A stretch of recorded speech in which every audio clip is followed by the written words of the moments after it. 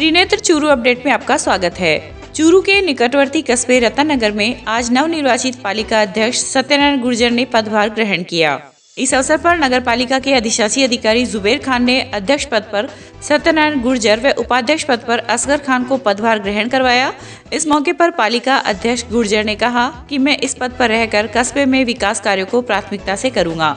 वहीं सभी पार्षदों को साथ लेकर कस्बे की समस्याओं को दूर करने का प्रयास करूंगा। इस अवसर पर पालिका के पार्षद सहित अधिकारी व कार्मिक मौजूद थे। सबसे पहले तो सफाई व्यवस्था की यहाँ की बहुत गड़बड़ है, वो देखेंगे। बहुत सारी जगह दूर कार्य रह के गए पिछले बोर्ड के, तो सारे विकास के कार्य करवाएंगे। राठौड़ साहब के सहयोग से रतन नगर में पूरा हम ध्यान देकर पूरी छोटी मोटी कमी रह गई है उसको सुधारेंगे। और जो एक तो 14 नंबर और 6 नंबर की जो पानी की निकासी है डीगीओ की, उसका थोड़ा विशेष ध्यान रख के उस पर ज़्यादा फोकस रखेंगे, उसको प्राथमिकता मिलेगी। सरदार शहर में भी आज नगर पालिका के नवनिर्वाचित अध्यक्ष राजकरण चौधरी व उपाध्यक्ष अब्दुल रशीद चाइल ने कार्यभार ग्रहण किया। इस अवसर पर आयोजित समारोह को संबोधित करते हुए विधायक भंवरलाल शर्मा ने कहा कि चुनाव के दौरान जो वादे किए गए हैं उनको निश्चित तौर पर पूरा किया जाएगा। उन्होंने कहा कि शहर के विकास के लिए धन की कमी नहीं आने दी जाएगी, वहीं बिना भेदभाव के शहर का विकास किया जाएगा। इस दौरान नवनिर्वाचित पालिका अध्यक्ष राजकरण चौधरी ने कहा कि शहर के विकास के लिए 100 दिवसीय कार्य योजना बनाई जा रही है। हमारी सशक्त टीम जनता की कसौटी पर खरी उतरेगी तथा प्राथमिकता के आधार पर समस्याओं का निराकरण किया जाएगा। इस अवसर पर कांग्रेस नेता अनिल शर्मा, निवर्तमान पालिका अध्यक्ष सुषमा पीचा, पूर्व पालिका अध्यक्ष मोहनलाल चौधरी, व्यापार एवं उद्योग संघ के अध्यक्ष शिवरतन सराफ आदि उपस्थित थे। आज मैंने 12:11 पे अपना पदभार ग्रहण किया। उन पे हमारी टीम पूरा चढ़ाव करने की कोशिश करेगी।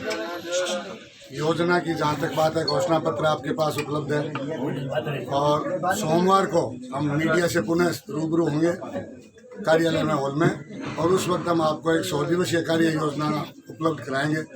आगामी 3 महीनों में हम क्या क्या करने जा रहे हैं और जो घोषणा पत्र की मुख्य समस्याएं घोषणा पत्र में से छाट के और उसकी एक कार्य योजना तैयार हो रही है, उसको हम सोमवार को आपके सामने पेश करेंगे। मैं आपको ये आश्वस्त करना चाहता हूँ कि राजकरण जी चौधरी हम में से प्रथम है, ये बात सही है। 31 पार्षदों का एक बैक पावर केवल मैं उपाध्यक्ष होने के नाते नहीं, मेरे युवा साथी जिन्होंने चुनाव में भी जो कांग्रेस को जो बहुमत आया है, हमने सबने टीम अनिल शर्मा के रूप में कार्य किया, जिसमें असराज, राजेश, हमारे वरिष्ठ नूर मोहम्मद जी, बशीर जी, आसिफ, शोएब बिसाइती, हम सब लोगों ने एक टीम भावना से जो काम किया था, उसका परिणाम यह आया कि हम बहुमत में आए।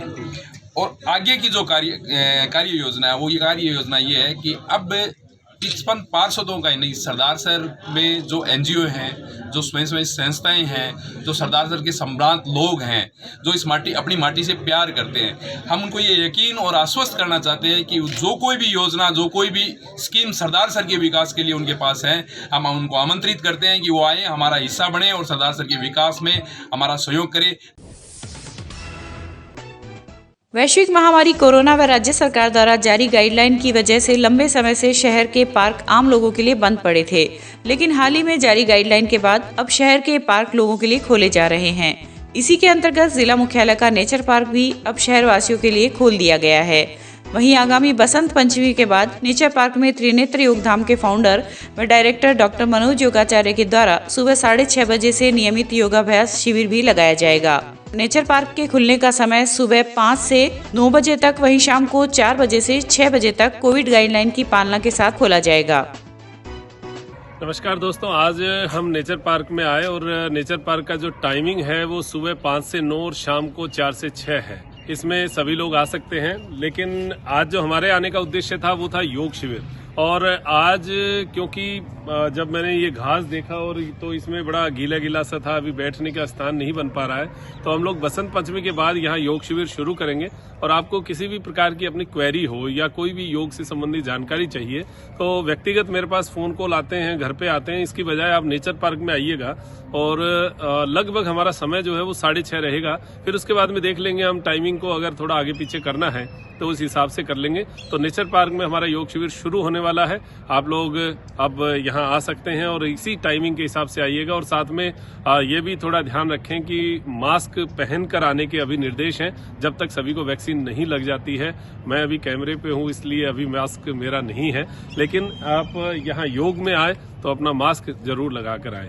तो ये शुरुआत हम बसंत पंचमी से करेंगे, तो इंतजार करिए और जरूर हमारे साथ मिलकर योग करिएगा। नमस्कार। सभी नेचर पार्क में घूमने वाले लोगों से मैं निवेदन करूंगा कि हर वर्ष जैसे हम योग सिखाते हैं डॉक्टर मनोज जी योगाचार्य, इस वर्ष भी हम 15 तारीख के बाद बसंत पंचमी के बाद हम योग शिविर शुरू करने जा रहे हैं। सभी से निवेदन है कि वो योग शिविर में भाग लें और योग का आनंद उठाएं।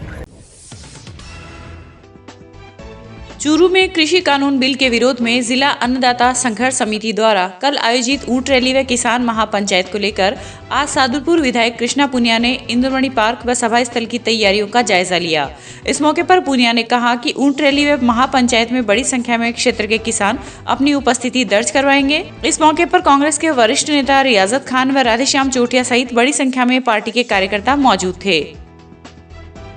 कल की ऊंट रैली की तैयारी है। यहाँ पर हमने सभा स्थल चुना है जहाँ पर हमारे किसान साथी हैं वो सारे इकट्ठे होंगे और काफ़ी अच्छी तैयारियाँ चल रही हैं और एक ऐतिहासिक रैली हम करने जा रहे हैं। सभी हमारे साथियों की मेहनत है कि हम ऊंट रैली करें और एक ज़बरदस्त तरीके से हमारी ये तैयारियाँ चल रही हैं। तो इसके लिए मैं आपके माध्यम से जितने भी हमारे किसान भाई हमें सुन रहे हैं, मैं उन सब से विशेष तौर पे अपील करना चाहूँगी, क्योंकि जिन मुद्दों को लेकर कल हम इकट्ठा होने जा रहे हैं वो हमारे किसान के लिए हैं, वो हमारे युवाओं के लिए हैं, हमारे उन मजदूर भाइयों के लिए हैं और उन छोटे व्यापारियों के लिए हैं। तो ज़्यादा से ज़्यादा संख्या में आप पहुंचकर इस सम्मेलन को सफल बनाएं और जो 3 काले कानून हैं उनके विरोध में एक मजबूत आवाज़ बनकर हम उभरें, ऐसा मैं आप सबसे चाहती हूं। और मुझे उम्मीद है कि आप सब कल पहुंचकर सभा स्थल पर हम सबको आशीर्वाद जरूर देंगे। धन्यवाद। वहीं पूर्व मंत्री हमीदा बेगम ने भी क्षेत्र के किसानों से अपील करते हुए कहा है कि इस रैली में ज्यादा से ज्यादा संख्या में भाग लेकर केंद्र सरकार द्वारा पारित कृषि विधेयकों का विरोध करे। मैं आज के इस पावन दिन के ऊपर जो कि चूरू की धरा पर किसान बहन कृष्णा पूनिया के साथ मिल करके अपनी महापंचायत लगा रहे हैं, हम सब से आह्वान करते हैं, एक एक बच्चे से आह्वान करते हैं। कांग्रेस की रैली हमेशा उद्देश्यों के लिए होती है, उसमें उद्देश्य निहित होता है, व्यक्ति विशेष नहीं होता। इसलिए मैं आप सबसे निवेदन करना चाहती हूँ कि आप सब ज़्यादा से ज़्यादा अपनी भागीदारी इस रैली में निभाएं। सरदार शहर के एसडीएम कार्यालय परिसर में न्यायालय के नए भवन का शिलान्यास एवं भूमि पूजन कार्यक्रम में राजस्थान उच्च न्यायालय जोधपुर के न्यायाधिपति रामेश्वर व्यास ने अपनी धर्मपत्नी के साथ विधिवत रूप से पूजा अर्चना कर भवन के नींव का पत्थर रखा तथा शिलान्यास पट्टिका का अनावरण किया। इससे पहले जिले के सभी न्यायिक अधिकारियों एवं अधिवक्ताओं की ओर से न्यायाधिपति व्यास की अगवानी करने के साथ उनका साफा व शॉल ओढ़ाकर सम्मान किया गया। इस अवसर पर न्यायाधिपति व्यास ने संपूर्ण बार एवं बेंच को बधाई देते हुए कहा कि नए भवन के निर्माण के बाद न्यायिक अधिकारियों व अधिवक्ताओं को काफी सहूलियत मिलेगी।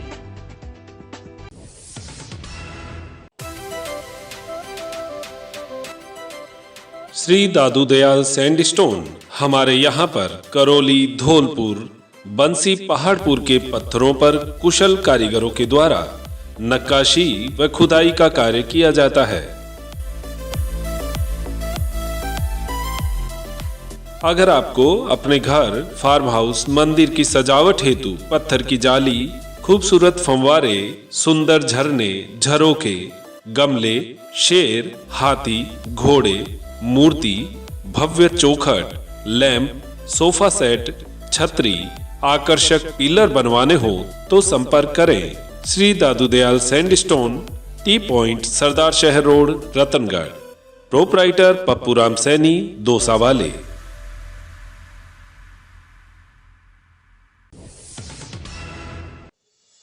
जिला मुख्यालय के राजकीय डीबी अस्पताल के पार्क में आज इंडियन मेडिकल एसोसिएशन के द्वारा अपनी विभिन्न मांगों को लेकर धरना दिया गया।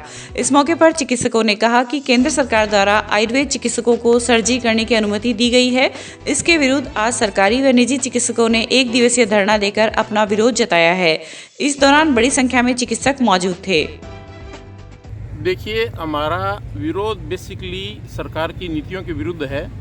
हम ये चाहते हैं कि हर जो ग्रामीण जो इलाके में रह रहा है, गरीब और अंतिम व्यक्ति है, उसको भी वही चिकित्सा सुविधाएं मिलनी चाहिए जो एक अमीर व्यक्ति को मिलती है। लेकिन सरकार इसको मिक्सोपैथी में मिक्स करके और एक गरीब को वो लाभ नहीं देना चाहती जो एक अमीर आदमी को मिलना चाहिए। इसलिए हमने अभी जो दिया है, ये नोटिफिकेशन जारी किया है कि आयुर्वेद चिकित्सक हैं वो 58 तरह की चिकित्सा सर्जरी कर सकते हैं।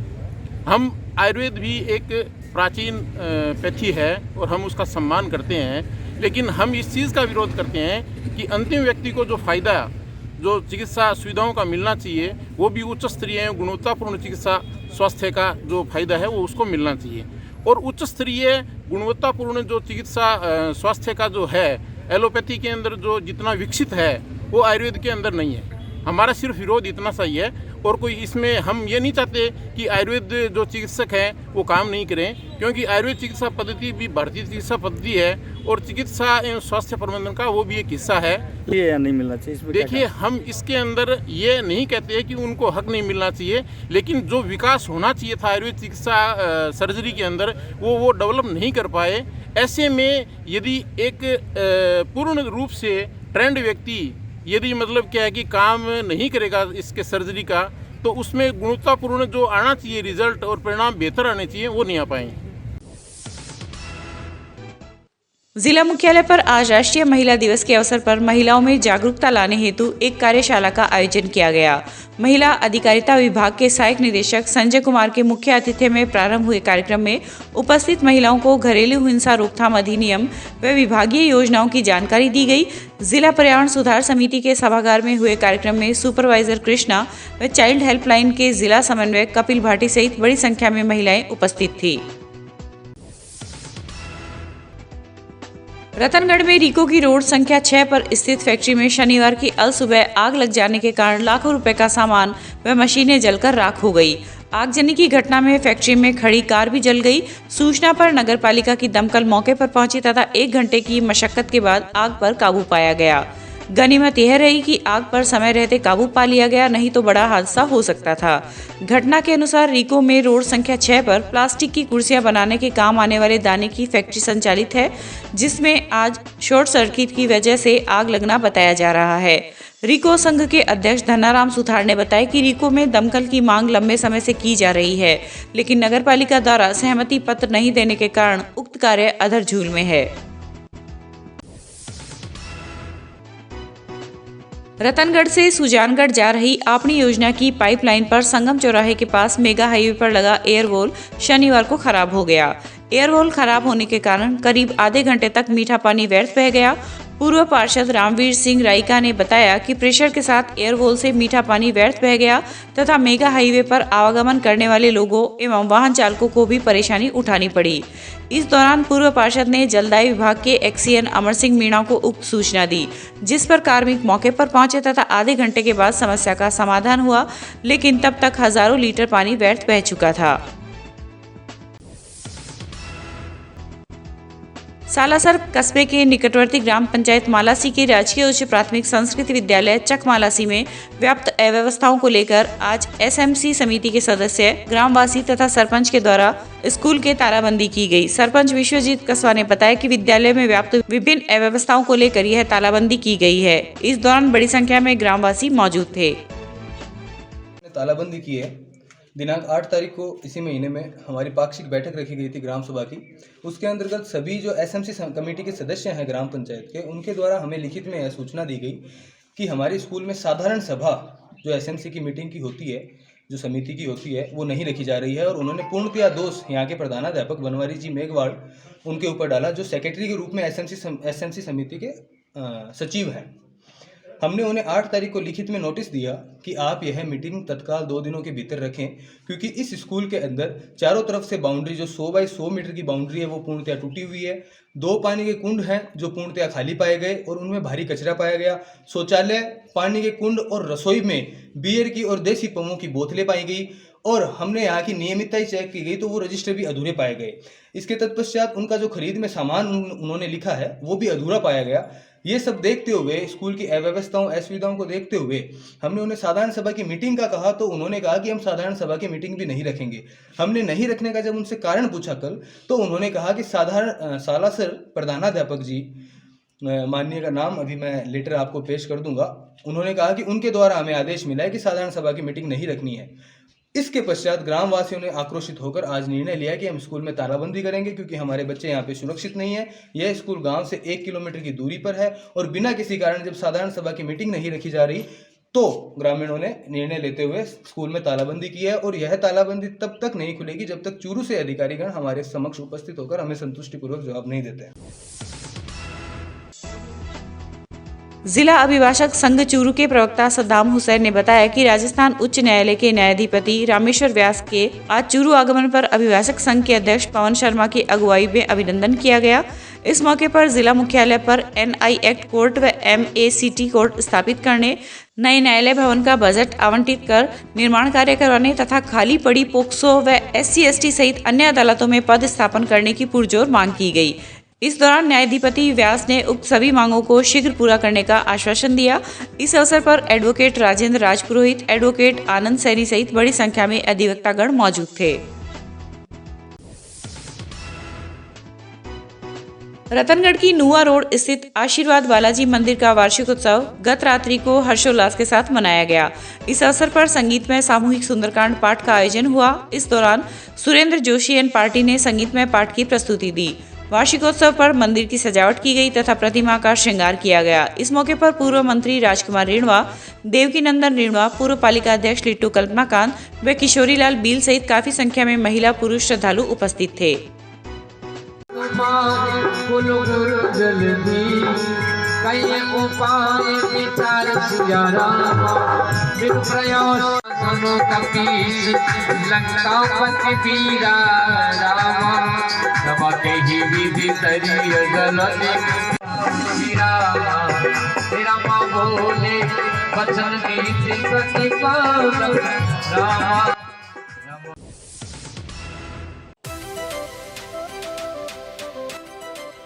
श्री दादू दयाल सैंडस्टोन हमारे यहाँ पर करौली, धौलपुर, बंसी, पहाड़पुर के पत्थरों पर कुशल कारीगरों के द्वारा नक्काशी व खुदाई का कार्य किया जाता है।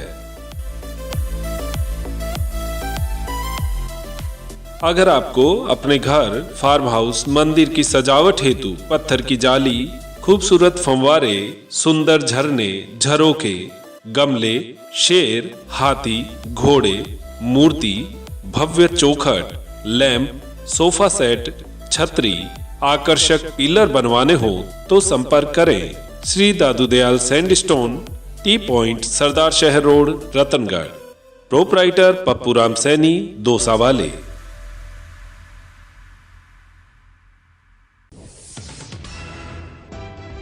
चूरू के अगरसेन नगर में जयपुर ओवरब्रिज को खोलने व अगरसेन नगर के अंदर से गुजरने वाले भारी वाहनों को बंद करवाने की मांग को लेकर आज तीसरे दिन भी धरना जारी रहा। इस दौरान Agrasen Nagar, Parshuram Nagar, Om colony, Shiv colony, railway colony सहित गांव रामसरा के ग्रामीण भी मौजूद थे।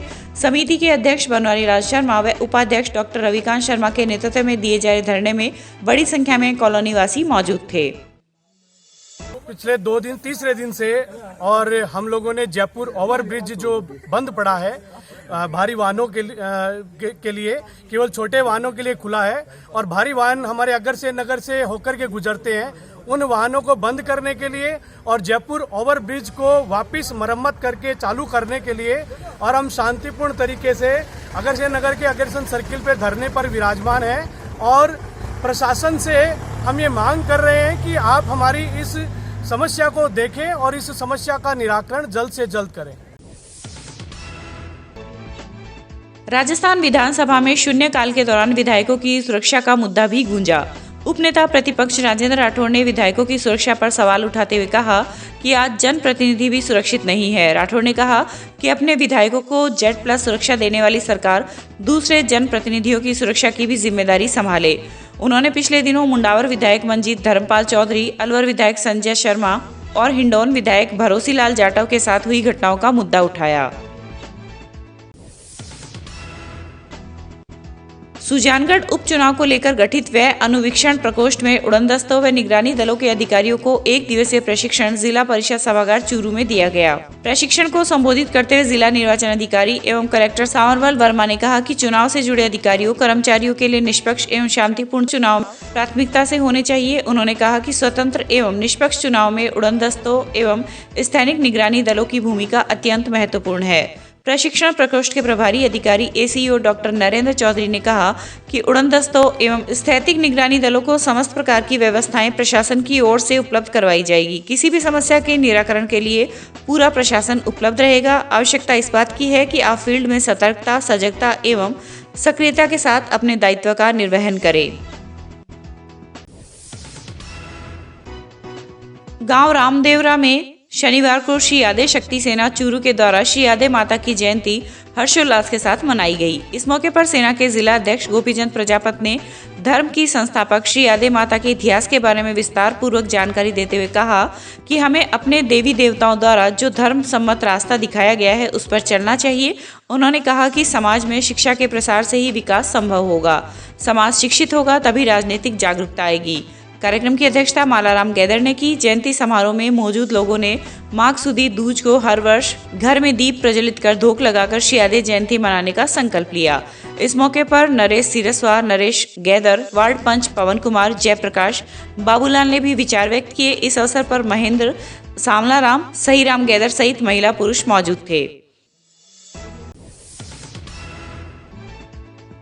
सिलिकोसिस पीड़ित व्यक्तियों को राज्य सरकार की ओर से 3 लाख रुपए तक की सहायता दी जा रही है।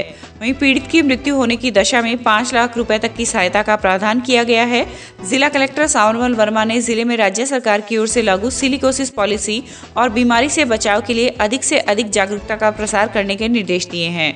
श्रम कल्याण अधिकारी राकेश चौधरी ने बताया कि योजना के तहत श्रम विभाग के रजिस्टर्ड श्रमिकों को श्रम विभाग की ओर से तथा खनन क्षेत्र के श्रमिकों को खनन विभाग की ओर से यह सहायता प्रदान की जाती है।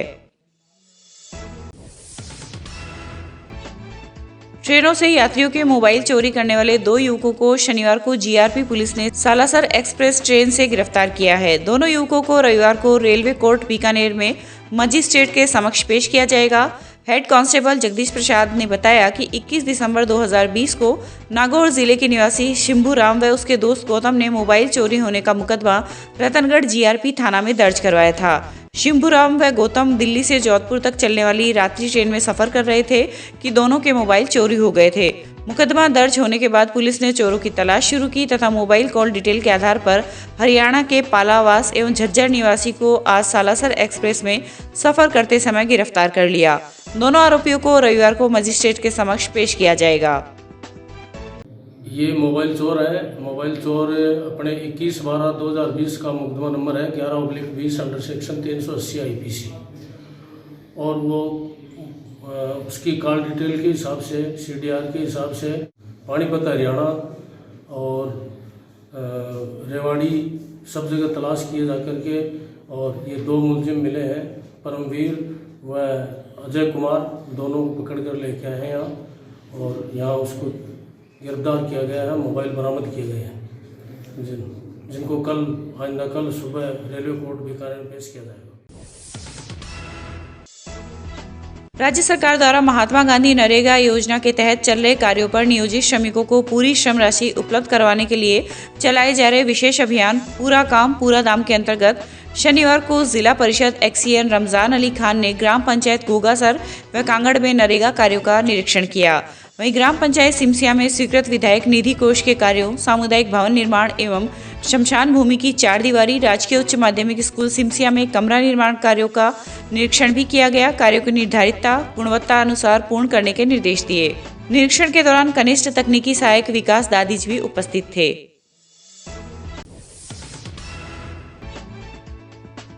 सरदारशहर नवोदय विद्यालय के पास बीकानेर रोड पर जीप की टक्कर से बाइक सवार घायल हो गया।